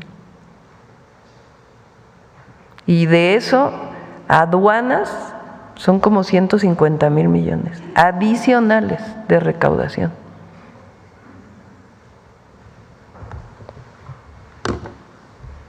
A ver. Muchas gracias, Presidenta. Graciela Bravata, de Ahora Noticias. Pues haciendo una recopilación principalmente del gran evento que se dio, fue un agasajo el sábado. De verdad que, si usted me lo permite, hacer un reconocimiento para todas y todos los actores que se dieron cita. Ay, son de la defensa, ¿eh? Sí, así es. Sí, la Defensa Nacional es una institución impresionante, la verdad. De verdad que sí nos hizo vibrar. No solamente nos cuidan, la Seguridad Nacional, la Guardia Nacional, las capacidades que tienen, construcción de vehículos, de armas, los ingenieros militares que nos ayudan pues desde el Tren Maya hasta los hospitales, y también tienen esta otra parte muy importante, cultural. Entonces, muchas felicidades, la verdad, todo fue algo hermosísimo. Un honor a quien honor merece, de verdad. Muchas gracias por todo ese gran trabajo. Y bueno, en otro tema, pues no puedo dejar de preguntar el tema a continuación del que decía el compañero, del tema Tabasco, con este exsecretario de Seguridad Pública. En días pasados se dieron a conocer que también se estaban investigando a casi 200 elementos cercanos a Hernán Bermúdez Requena. Saber si usted tiene alguna información respecto a ello. Ya que le informe el Gabinete de Seguridad. Muy bien. Y bueno, es la primera mujer presidenta, como decía el compañero, a pocos días de celebrarse el informe. Estamos muy orgullosas las mujeres, y que esto no lo tomen los adversarios a como nos insultan misóginamente de que somos unos paleros, así nos llaman a los reporteros que llegamos a la mañanera. Pero sin embargo hay que reconocerlo porque le costó mucho trabajo a México llegar y que llegara una mujer presidenta. Y bueno, todo el mundo se va de vacaciones. Presidenta, ¿usted no ha pensado tomar vacaciones? No todo el mundo, ¿eh? ¿Verdad? ¿Sabe por qué lo preguntó? Porque para hacer hay que parecer, hay que ser congruentes. No, mira, hay que, la gente tiene derecho a vacaciones y también los servidores públicos. Todos tienen derecho a vacaciones, a tomar unos días, ¿no? Congruentes. Ustedes también tienen derecho a vacaciones, que es parte de los derechos laborales establecidos en el artículo 123. Entonces todo el mundo tiene derecho a tomar unos días, ¿no? Pues en el caso de la presidenta, pues por lo pronto no. Sí. Hay que trabajar, hay muchas responsabilidades. Claro que sí. Bien, también el día primero se toma, como dicen, la protesta de nuestro nuevo Poder Judicial. Hubieron unas observaciones del Instituto Electoral donde manifestó que muchos de los que habían sido electos, tanto jueces y magistrados, no alcanzaron el promedio, no les estaban dando su reconocimiento aunque habían ganado en las urnas, por no tener ese complemento de su promedio que requiere la ley. ¿Sabe usted el estatus de qué va a pasar con ellos? Pues algunos de ellos entiendo que todavía falta la decisión del tribunal, porque algunos de ellos presentaron su impugnación en el tribunal. Son interpretaciones. La Constitución y en los lineamientos que se emitieron, por ejemplo, se decía, si no tienes en la licenciatura el promedio que se pide se pedía 9 de promedio en la materia en la que ibas a juzgar, pero si tuviste una maestría, pues entonces es como equivalente. Entonces, eso fue lo que consideraron las comisiones en su momento, y el Instituto Electoral pues no consideró esos temas, entonces pues ya tomará su última definición el tribunal. Ok, gracias, presidenta. Y usted ha manifestado, y es un gran proyecto, dentro de sus 100 puntos, el proyecto de los trenes. Había comentado en días pasados que había un proyecto, si no me equivoco, es el Buenavista, que sobre todo viene beneficiando a Naucalpan. Preguntarle el estatus de esto, ¿se llevará a cabo? ¿Está el proyecto? ¿Está el recurso? Bueno, está la salida del tren de Buenavista a Querétaro. Hasta ahora está planteado ese proyecto. Hay algunos otros proyectos dentro de la ciudad que se están analizando por el uso de las vías de tren que todavía existen, pero todavía no se ha definido si sí o si no. Por lo pronto está el México Querétaro, que sale de Buenavista y pasa por pues una vía importante. Bien, gracias, presidenta. En otros temas, hace unos días estuvo la secretaria de Mujeres, Citlali Hernández, dando a conocer este gran proyecto de Centro Mujeres. Centros Libres. Centro Libre.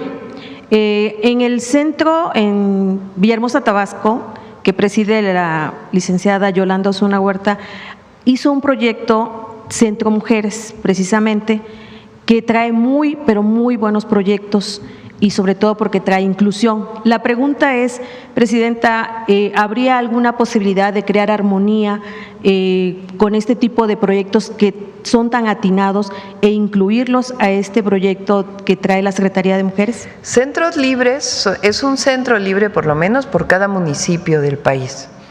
Son espacios para las mujeres, tanto para apoyo legal, apoyo psicológico, como para el desarrollo de diversas actividades que entre ellas quienes asisten al centro libre deciden, y hay los recursos para poderlo desarrollar. Si deciden que haya un tema de capacitación, si deciden que hay clases de yoga, pues entonces hay clases de yoga. Si deciden irse de turismo a un lugar, pues también puede incorporarse. En fin, hay un recurso destinado a cada centro libre que quienes asisten ahí deciden para qué se utiliza. Y están coordinados con los municipios y con los estados. Entonces, con todos los municipios del país y con las 32 entidades de la República están coordinados los centros libres. Entonces, si hay un proyecto municipal similar, pues se suman los proyectos para los centros libres del país. Muy bien, presidenta. En otro tema, con respecto a lo que se planteó ahorita, que la verdad es, en nuestros tiempos no había toda esta facilidad de estudios. Hoy los jóvenes, como usted decía, tiene el proyecto de México Canta, tiene todo esto que está abriendo una nueva ventana para poder los jóvenes dejar de tenerlo fácil y decidir estudiar. La pregunta aquí es, hay muchos que hoy por hoy, a través de las redes sociales, que son las que pagan, TikTok, Facebook, YouTube, no están ya apostándole casi al estudio. Hoy con esta ventana tan grande y que de verdad ojalá pudiera haber, con todo respeto y si me lo permite, señor secretario, alguna campaña más fuerte para poder motivar a los jóvenes a esto. Sin embargo, mi pregunta sería para el secretario, ¿se está contemplando también la parte de psicólogos vastos en todas las instituciones? Porque hay un problema, como hubimos muchos padres que tuvimos que dejar el hogar para salir a trabajar, hay muchos jóvenes que necesitan ese apoyo. La pregunta, ¿Hay suficientes psicólogos para todas estas instituciones y todos estos nuevos proyectos?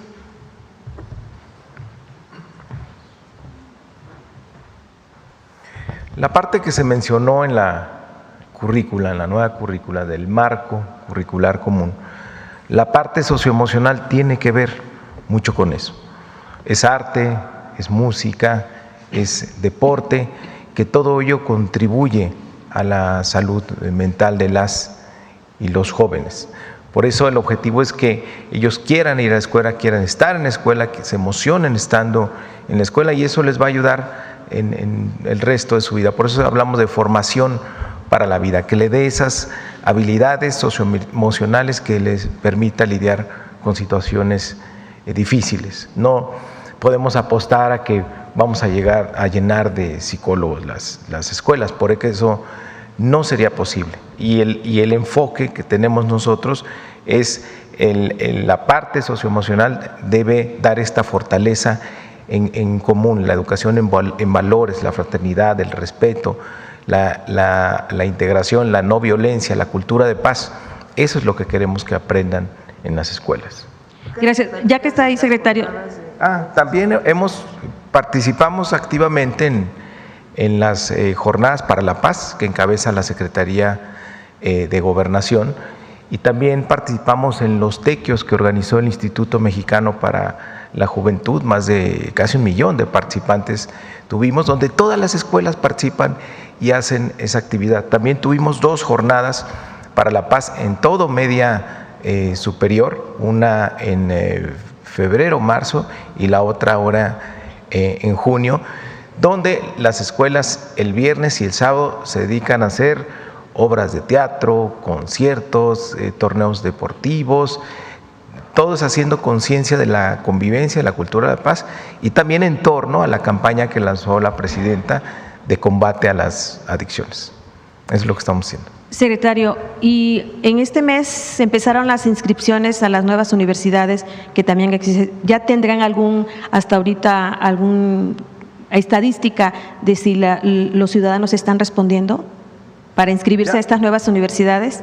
Preparatorias, sí, se abrieron registros para los 20 nuevos planteles, y en las ampliaciones también se abrió más matrícula. No van a estar listas las preparatorias para el 1 de septiembre, pero vamos a hacer vamos a tomar distintas medidas para que arranque el ciclo escolar en alguna secundaria, en la misma, en una preparatoria cercana, en lo que están listos los inmuebles. Hay que recordar que como son nuevas, pues solo, aceptan a los de primer año.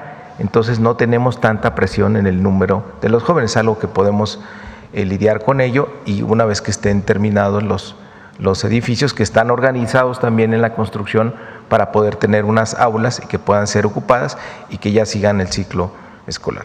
Muchas gracias. Presidenta, por último, con todo este trabajo que usted ha venido haciendo en el rescate precisamente de los jóvenes, y bueno, hay una parte en lo que es seguridad pública, CENEPRED, ¿ha pensado o se aumentó el recurso para el rescate? Porque se entiende que ese recurso ¿CENAPRED?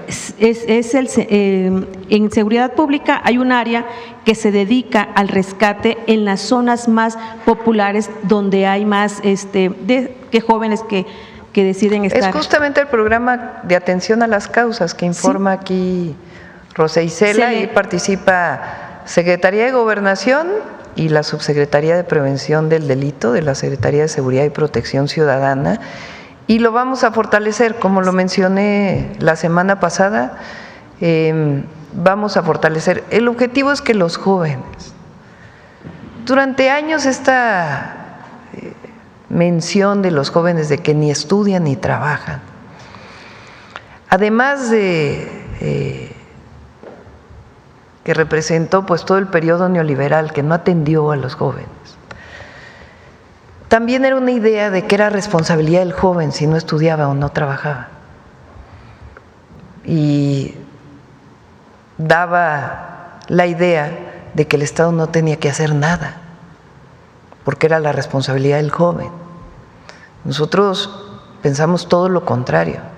Además de jóvenes construyendo el futuro, que es un programa que continúa y que hoy es constitucional, estamos ampliando el número de preparatorias y el número de universidades, o la matrícula sobre todo, que es la nueva Universidad Nacional Rosario Castellanos, el fortalecimiento de las universidades Benito Juárez, pero además trabajando con las universidades públicas y los institutos, que haya más espacios para que los jóvenes puedan entrar a la universidad. Y la educación media superior, que es lo que presentamos el día de hoy, más matrícula y una forma de enseñanza y de reconocimiento a los jóvenes completamente distinta como se venía haciendo. Pero también estamos fortaleciendo las actividades deportivas, las actividades culturales, distintas acciones que permitan que un joven no piense, no le pase por la cabeza acercarse a un grupo delictivo. Porque no solamente es un asunto económico, que muchas veces puede motivar a un joven, es un asunto de identidad a veces, que parece que el grupo delictivo les da una identidad, que es una identidad falsa, que es una identidad que los lleva a la muerte. Entonces, nosotros estamos fortaleciendo esta visión de identidad de los jóvenes con la cultura, con el deporte, con la educación, con el apoyo mutuo, con ser parte de una sociedad que los reconoce. Entonces, esta visión a las y los jóvenes, pues es el abrazo que le da la sociedad a sus jóvenes. Entonces, en eso estamos con educación y viene la parte de cultura y deporte, además de todo el trabajo territorial que estamos haciendo tocando casa por casa. Lo que hacen los equipos de atención a las causas, tocan casa por casa y le preguntan a las familias qué problema tienen los municipios de mayor incidencia delictiva. Si el joven no va a la escuela, lo llevamos a la escuela. Si la familia no tiene trabajo, buscamos la manera de que tengan empleo. Si la familia tiene algún problema vinculado con algún asunto jurídico, les apoyamos en eso. Si no tienen acceso a los programas de bienestar, se les da acceso. Y al mismo tiempo se les invita a participar en el rescate de espacios públicos y otras acciones que desarrollamos. Muchas gracias, presidente. Ya, cerramos. Humanismo mexicano.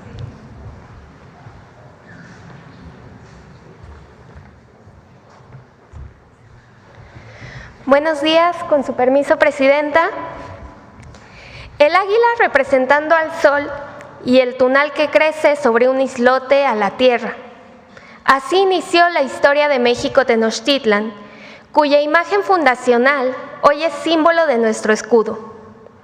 Como ustedes saben, este mes se celebraron 7 siglos de legado de grandeza de México Tenochtitlan, cuyo origen fue marcado astronómicamente el 26 de julio de 1325 por el segundo paso cenital del sol sobre el islote donde se construyó el Hueyteocalli o Templo Mayor, dedicado a Huitzilopochtli y Tlaloc, dioses de la guerra y la lluvia respectivamente, a quienes los mexicas adoraban desde el centro cósmico de esta ciudad.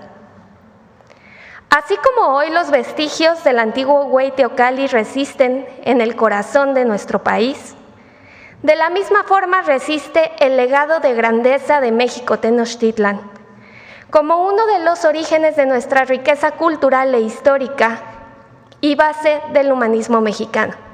Les invito a que veamos el video del día de hoy. Para el humanismo mexicano, las creencias ancestrales de nuestros pueblos originarios son origen y referente, y en muchas de ellas el ámbito celeste es el escenario fundamental.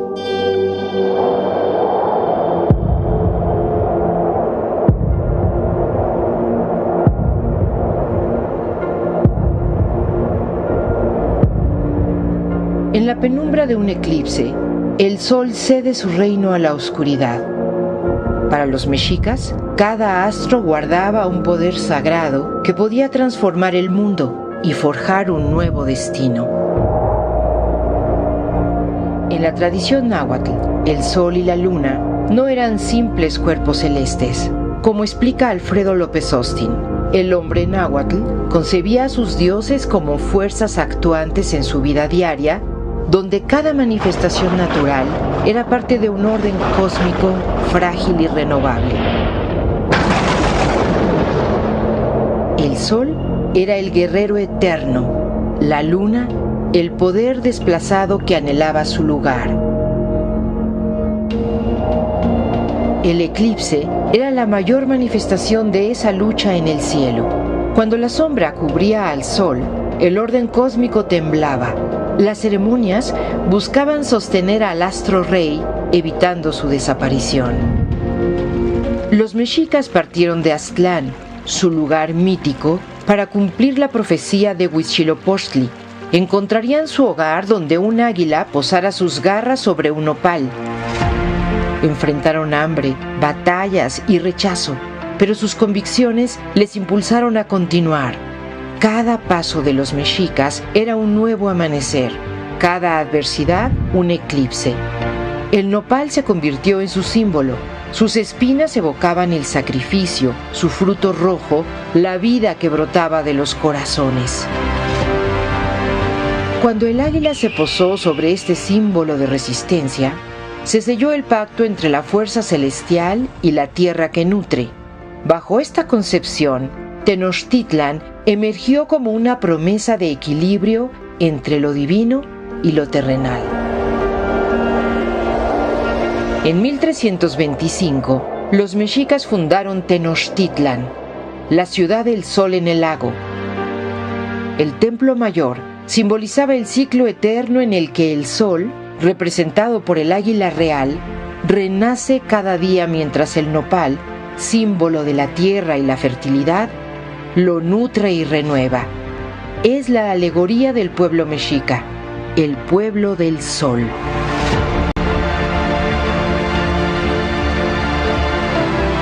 Tenochtitlan es el resultado de una senda iluminada por el sol. Cada día era un renacimiento, una victoria sobre la sombra. El nopal, con su fuerza sagrada, fue el pilar que atestiguó este pacto con los rayos solares. Bajo la mirada de Huitzilopochtli, su dios tutelar, los mexicas fundaron su gran ciudad en medio de la gran laguna. Los mexicas eran un pueblo migrante que llegó al valle luego de 260 años, 5 ciclos de 52 años de caminar. Tenochtitlan nació de la migración y floreció bajo la convicción de que cada fin de ciclo significa un nuevo comienzo. El eclipse, en esta historia, es la metáfora del cambio inevitable, del fin y al mismo tiempo el comienzo de otro, garantizado por el alimento sagrado del pueblo mexica. Todas las ciudades mesoamericanas siguieron ese patrón de representar el orden cósmico. La interacción del cielo, la tierra y el inframundo, los 4 puntos cardinales, el templo sagrado en el centro y el ciclo vital regido por los astros, el sol, la luna, Venus, los eclipses, los animales sagrados, los rituales y la organización social, política y religiosa que garantizaba la continuidad de ese orden.